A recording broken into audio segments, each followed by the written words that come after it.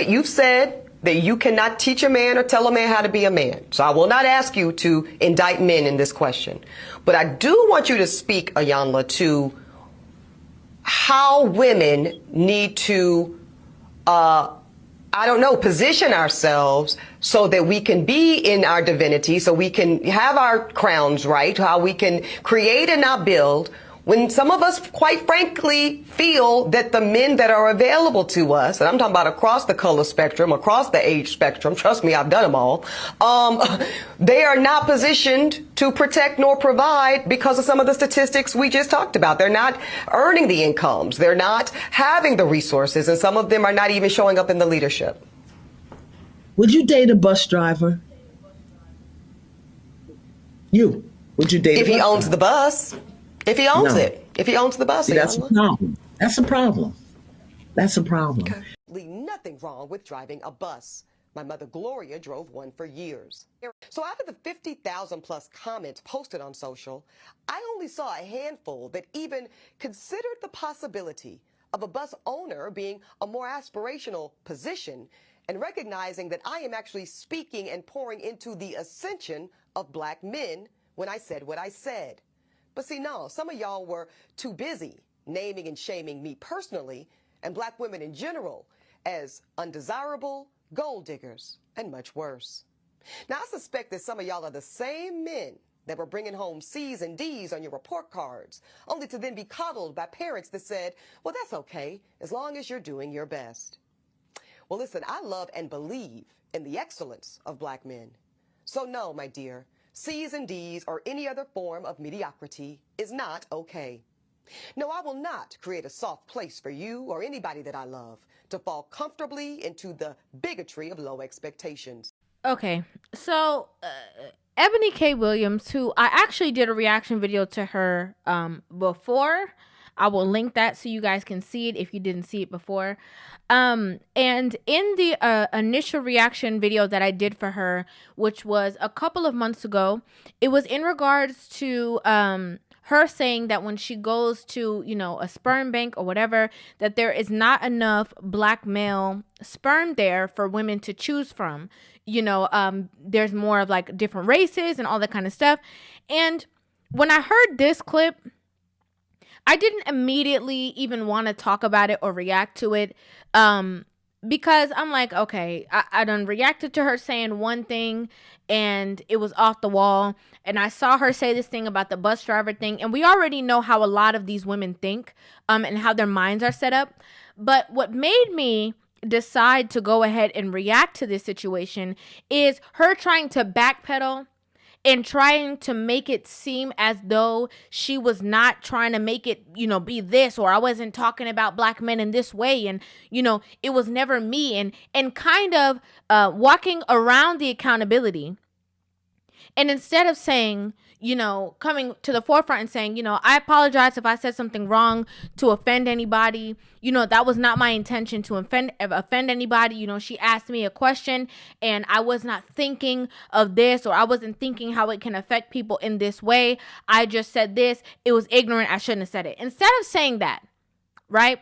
She's standing 10 toes down on what she said. And now she's trying to flip the script and make it seem like, oh, well, I never said this. I just want them to strive for more.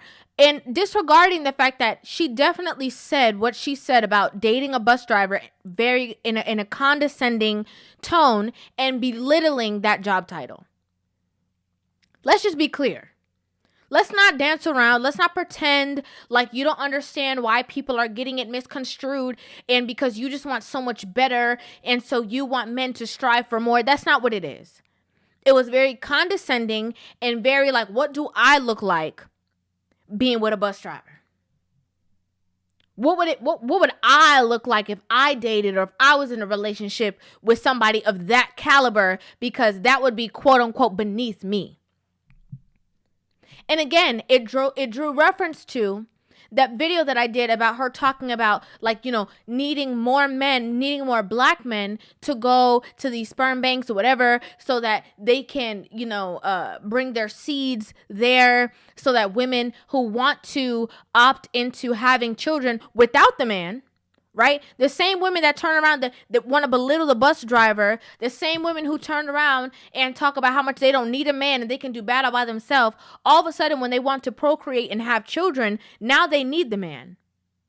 So you want these men, for when it's beneficial to you, to come show up and drop off their seeds so that you can procreate and have a child, but then you sing from the rooftops loud and clear that you don't want or need a man.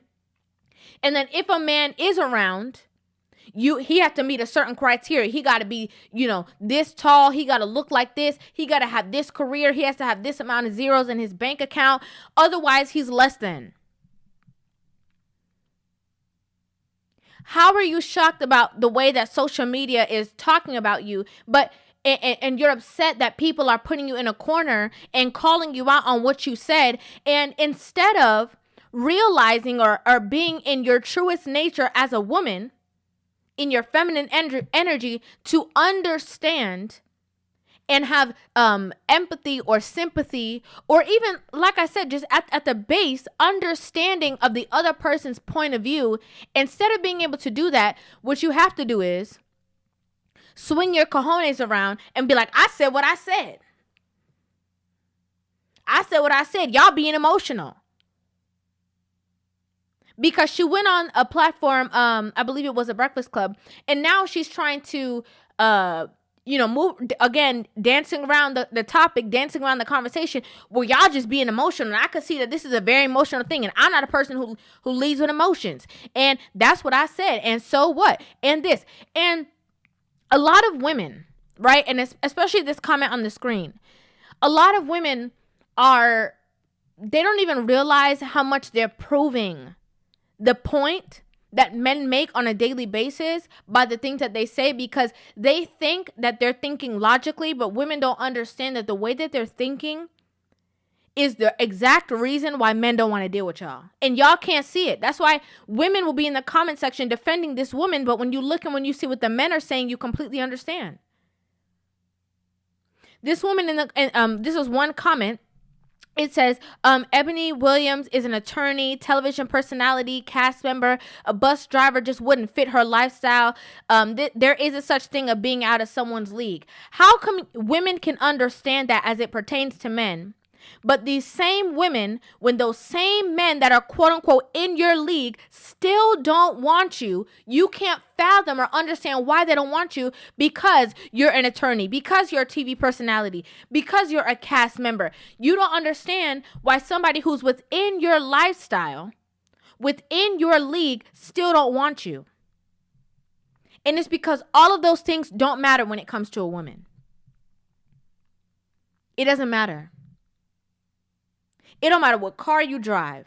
It don't matter what job you have. It does not matter how many things that you have accomplished.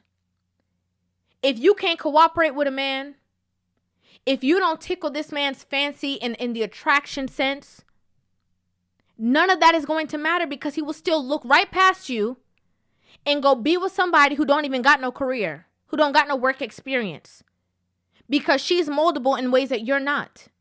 Because those careers that you all of your accomplishments are telling you something and making you feel a certain way about yourself that is not true. It's lying to you.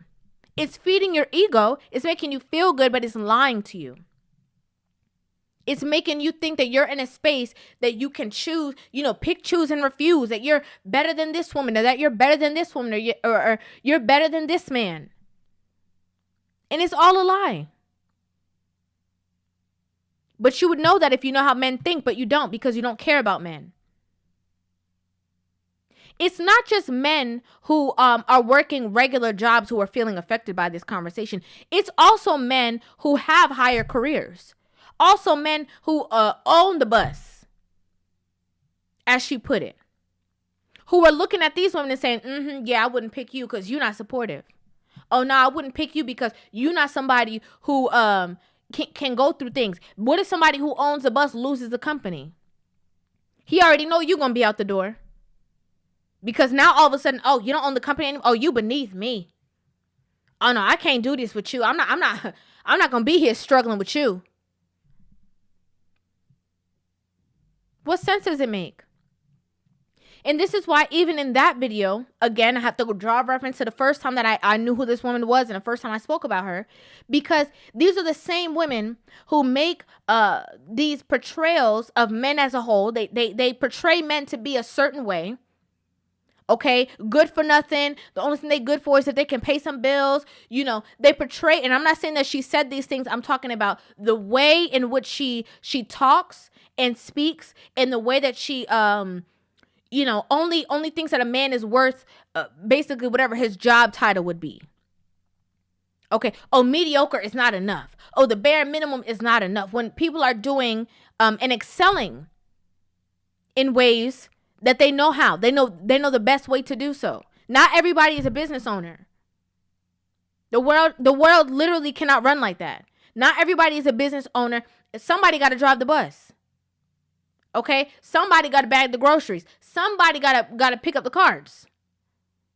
Somebody got to be a mechanic and change the tires. Somebody has to do these things. Somebody has to be a construction worker. And diminishing these jobs and making them seem like they're less than is ignorant.